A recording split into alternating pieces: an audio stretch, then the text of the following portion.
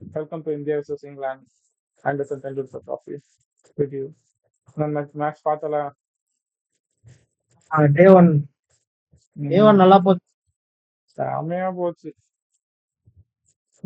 2 பேர் century. ஜெய்ஸ்வாலுக்கு cramp வர கையில. சூப்பரா இதுல என்ன ஒரு ஆச்சரியம்னா ஜூன் 20ல எல்லாம் டெபு ஆனவங்க எல்லாரும் நல்லா பண்ணிருக்காங்க. விராட் கோலி, ஆமா, விராட் கோலி, கங்குலி, அதுக்கப்புறம் யாரோ ஒருத்தர் இருந்தாங்க, கவாஸ்கர், எல்லாம் நல்லா பண்ணிருந்தாங்க. இப்ப அதுல வந்து இப்ப சுமன் கில் சேர்ந்துட்டான் ஜூன் 20 ஃபர்ஸ்ட் கேப்டன்சி. இதுல என்னன்னா June 20 first captaincy, test 100 Virat கோலியும் இவனும். இதுல பிரின்ஸ் இங்க போய் இப்ப பிரின்ஸ் வந்திருக்காப்ல. பிரின்ஸ் எக்ஸசைஸ் நிறைய பண்ணாங்க. ஏன் சுமன் கிலுக்கு கேப்டன்சி அப்படின்னு அதெல்லாம் நினைக்கும் பேட்ல நினைச்சான். இது வந்து ஓபனர்ஸ் தான் கீன்னு நினைக்கிறேன். ஆமா, எல்லாரும் என்னன்னா ஓபனர்ஸ் தான் கொஞ்சம் எப்பவுமே இந்தியாவுக்கு வந்து அந்த ஓப்பனிங் கொஞ்சம் தடுமாற்றமா ஆடுவாங்க. இந்த தடவை என்ன பண்ணுவாங்கன்னா கொஞ்சம் யாரு இந்த கேஎல் ராகுலும் எஸ்எஸ்வி ஜெய்ஸ்வாலும் நல்ல பார்ட்னர்ஷிப். கேஎல் ராகுல் ஸ்டார்டிங்ல இருந்து அட்டாக்கிங்கா தான் ஆடினான். ஆமா, ஸ்டார்டிங்ல இருந்து. ஆனா எனக்கு தெரிஞ்சு ஜெய்ஸ்வால் 100 வந்து பயங்கரமா இருந்துச்சு. எனக்கு அதான் பிடிச்சிருந்துச்சு. எல்லாமே சொல்லுவாங்க. எல்லாரும் ஜெய்ஸ்வால் கில் 100 பத்தி பேசினாங்க. ஆனா ஓப்பனிங் செட் பண்ணி கொடுத்தது கேஎல் ராகுல். அந்த இது எல்லாரும் மறந்துட்டாங்க. இன்னொன்னு ஒரு வீடியோ பாத்தியா, ட்ரெஸ்ஸிங் ரூம் உள்ள போகும்போது ஜெய்ஸ்வாலுக்கு வந்து ஜெய்ஸ்வால் இருப்பார், கில்லுக்கு கை கொடுக்குறான், பண்ட்டுக்கு கையெடுத்து கும்பிடுறான் கேஎல் ராகுல். கடைசி ஓவர்ல தூக்கி 6 அடிக்கிறான்டா. கடைசி ஓவர்ல யாரு மொத பால் நினைக்கிறேன். ஆமா, கடைசி ஃபர்ஸ்ட் டே கடைசி ஓவர் முத பால்லயே பண்ட்டு வந்து அட்டாக்கிங்ல தான் ஆடுவான். ஆமா, நல்லா.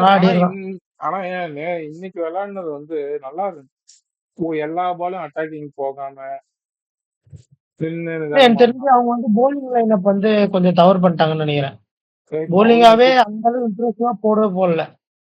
யாருமே இல்லையே அங்க. சொல்ல போனா ஓக்ஸ் வந்து இன்ஜுரில இருந்து வெளில வரான், டார்ச்சர் இல்ல, மெயின் 2 பவுலர் பிராட் இல்ல, ஆண்டர்சன் இல்ல, 2 லெஜண்டே இல்லையே இது வரைக்கும். பவுலிங் லைனப் பார்த்தனா இங்கிலாந்துல வந்து பிராடு, ஆண்டர்சன், ஓக்ஸ், வுட் இருப்பாங்க. அதுக்கப்புறம் வந்து ஆதில் ரஷீத் ஸ்பின்னுக்கு நல்லா இருக்கும். அது மாதிரி இல்லவே இல்லை இங்க. வந்து அந்த அளவு போலிங் கொஞ்சம் நல்லா பயங்கரமான தெரியல. இந்தியாவுக்கு தான் பெட்டரா இருக்கு. அவங்களோட இந்தியாவுக்கே பெட்டரா தான் இருக்கு. இந்தியா ரொம்ப பெட்டராக இருக்கு. ரொம்ப வீக்கா இருந்தது வந்து ஆர்ச்சர் அடுத்த மேட்ச் வந்தே ஆகணும். ஆமா, ஆர்ச்சர் அடுத்த மேட்ச் அதான் சொல்லிட்டு இருக்காங்க, ஆர்ச்சர் வந்துரும் அடுத்த மேட்ச். இந்த மேட்ச்லயே செகண்ட் இன்னிங்ஸ் வந்து பவுலிங் போட்டாலும் முடியும். ஆமா, செகண்ட் இன்னிங்ஸே வா ஆர்ச்சர் கன்கஷனல் சப்ஸ்டிட்யூட்னு சொல்லிட்டு வந்து பவுலிங் போட வைக்கணும். அதே மாதிரி ஜெய்ஸ்வால் நல்லா ஆடி இருந்தான். ஜெய்ஸ்வால் எனக்கு வந்து ஜெய்ஸ்வால் ஏன்னா அந்த ஓபனர்ஸ் பக்காவா செட் பண்ணி கொடுத்தாங்க கேம. இந்த ஆஸ்திரேலியா மேட்ச்லயும் அந்த ஓபனர்ஸ் தான் அந்த மேட்ச் ஜெயிக்கிறப்போ 200 ரன் பார்ட்னர்ஷிப் அடிப்பாங்க.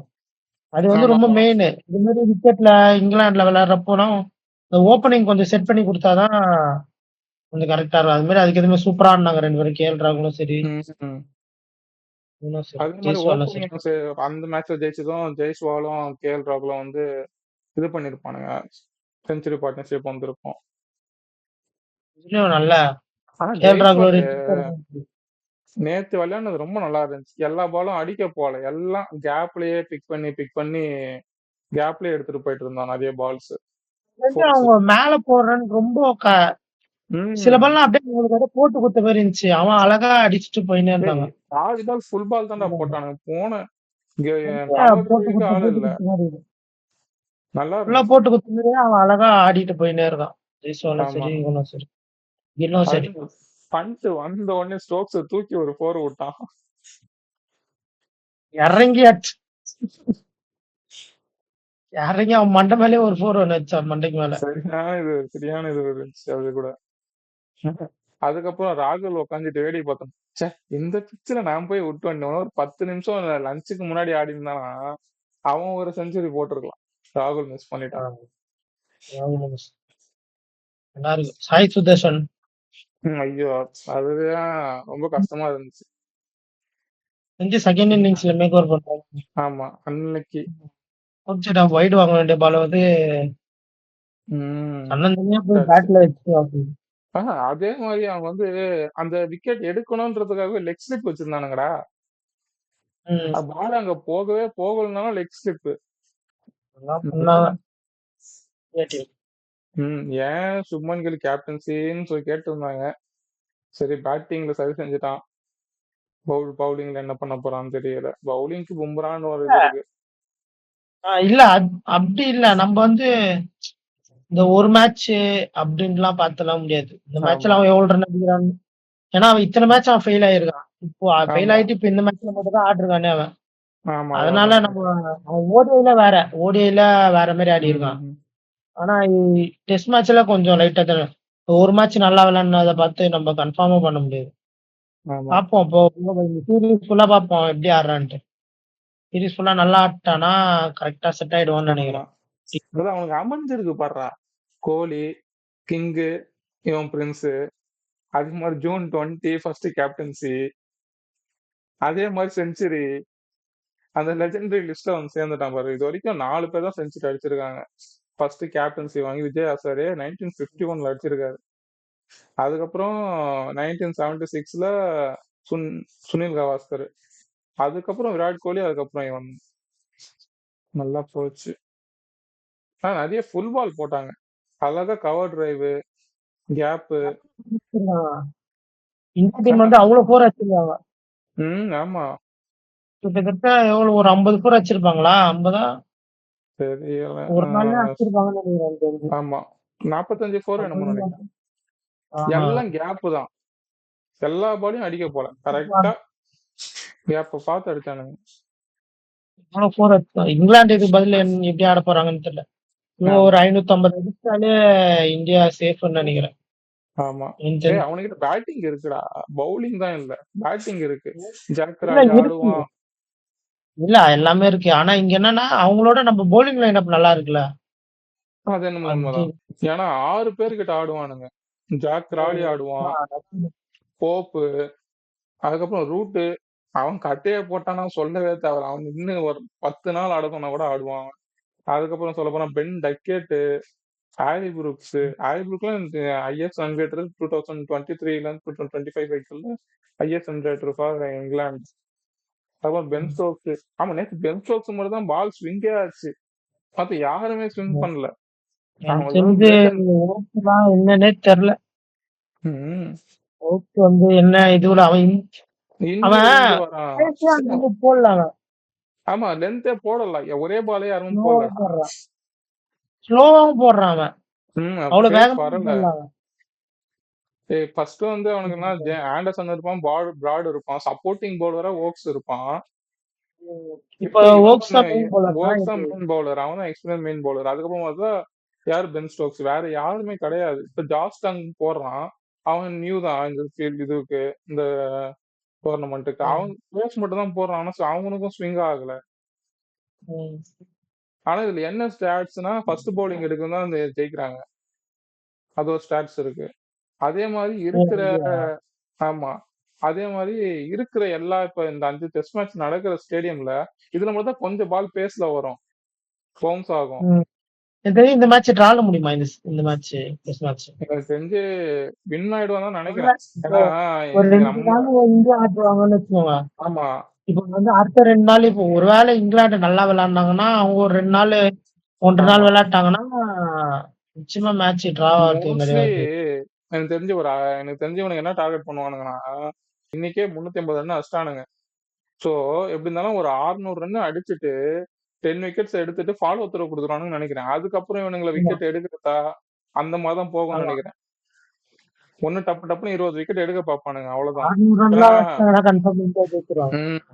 நம்ம கிட்ட பவுலிங் லைன் அப் இருக்கு. பும்ரா, பிரசித் கிருஷ்ணா, முகமது சிராஜ், இவனுக்கு 3 பேர் பார்த்தாலும் கூட லார்ட் தாகூர்னு ஒருத்தர் இருக்கிறான். சர்துல் தாகூர் எடுத்து வச்சிருக்காங்க. அப்புறம் வந்து ஏன்னா இங்க பவுன்ஸ் கிடைக்கும். அதனாலதான் பிரசித் கிருஷ்ணா வச்சிருக்கானுங்க இந்த பிச்சில். அதனாலதான் பும்ரா தான். இதுக்கு உனக்கு வந்து ஹர்ஷிப் சிங் எடுத்துன்னு போயிருக்காங்க ஸ்விங்குக்காக. ம். இல்ல மெயின் பும்ரா இருக்கும். இதுல சம்பந்தமே இல்லாம ஹர்ஷித் ராணா வச்சிருக்கானுங்க பத்தி அன்சுல் கம்பேஜ் லயன்ஸ் மேட்ச்லயும் சரி, இன்ட்ரா ஸ்குவாட் மேட்ச்லயும் சரி, கம்பீரோட பாலிடிக்ஸ் நல்லா தெரியுது.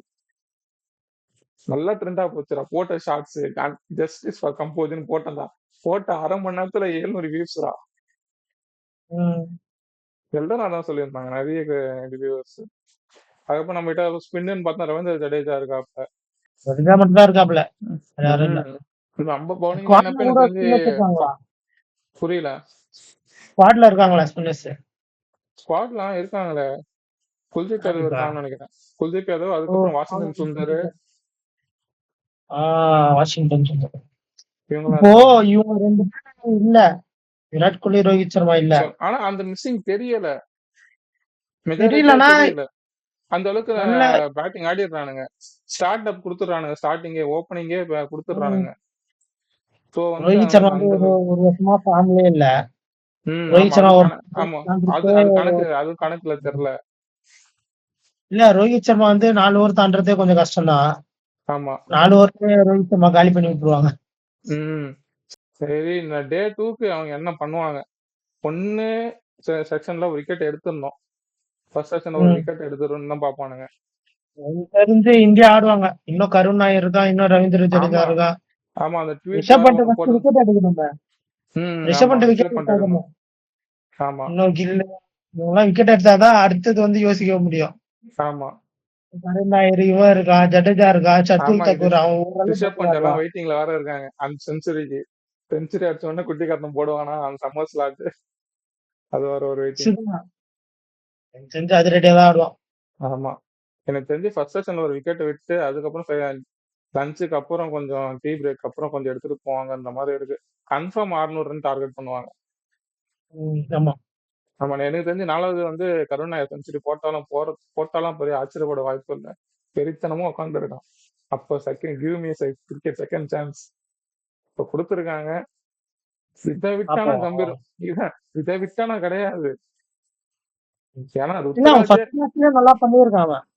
நல்லா பண்ணிருக்கான்டா. ருத்ராஜுக்கு 2 வருஷமாவே தரல. இவனுக்கு இப்போ ஃபார்ம் வந்து தந்திருக்காங்க.